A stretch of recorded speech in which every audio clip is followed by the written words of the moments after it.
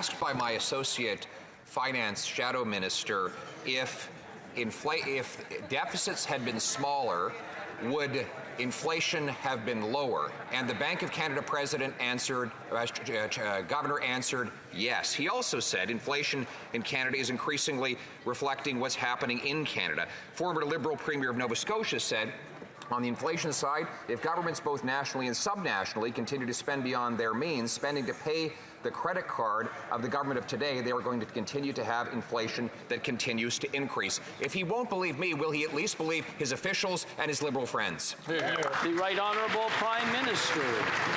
Mr. Speaker, I believe this is the first time we've heard the Leader of the Opposition even indirectly criticize provincial governments that are racking up significant spending that is inflationary. On the federal side, we have been very cautious about targeting the measures so that they are not contributing to inflation, even as we continue to support Canadians, to support families, to support seniors, to support workers, with measures that, on top of that, the Leader of the Opposition is excited about filibustering and blocking tonight. Mr. Speaker, we're going to be there to help low-income workers despite their political games.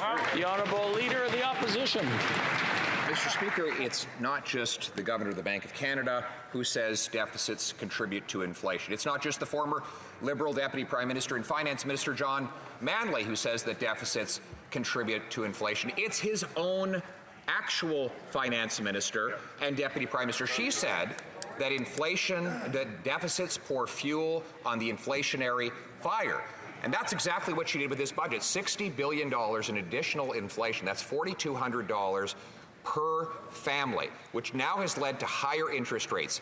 Will he announce a plan and a deadline to balance the budget to bring down inflation and interest rates? The Right Honourable Prime Minister. Mr. Speaker, the Bank of Canada is acting to bring down inflation,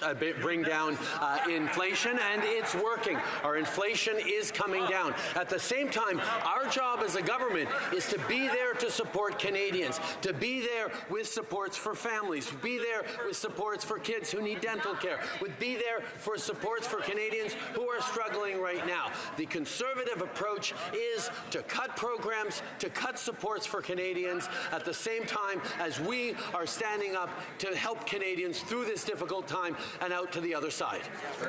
The Leader of the Opposition. Mr. Speaker, it's clear that the Prime Minister's staff handed him a stale briefing note because inflation is actually rising. It was up in the most recent reported month. Just so happens that that month followed the introduction of the $60 billion of brand new, above and beyond inflationary spending by this minister. We now know that deficits contribute to inflation, which raise interest rates. And he's right, the Bank of Canada is trying to bring down that inflation while he continues to pour the gas on the fire. Will he stop that irresponsible practice and deliver a balanced budget to bring down inflation and interest rates? The Right Honourable Prime Minister. Mr. Speaker, at least the Leader of the Opposition is consistent in not letting facts get in the way of a good political argument. Whether it's on climate change, whether it's on foreign interference, or whether it's on the Bank of Canada and inflation, he's continuing to fearmonger. He's continuing to amplify erroneous fears that Canadians have, at the same time as we are delivering supports in a targeted way. We have the lowest deficit of any G7 country. We have the lowest debt to GDP ratio of any G7 country. We are continuing to be there for Canadians in a non-inflationary way that is targeted and right. The Leader of the Opposition. Erroneous fears? Wow. Mr. Speaker, tonight, families will sit down with their kids at their dining room table to say, sorry, we have to sell the house. Yeah. Because mortgage payments are going to go up by as much as $1,500 per month. That's not me. That's according to the Bank of Canada, which predicts a 40% increase in mortgage payments. People can't pay $15 grand more in mortgage payments. They have only $200 left in the bank at the end of the month. Will the Prime Minister acknowledge that these are real fears by real people and stand on their side? The Right Honourable Prime Minister.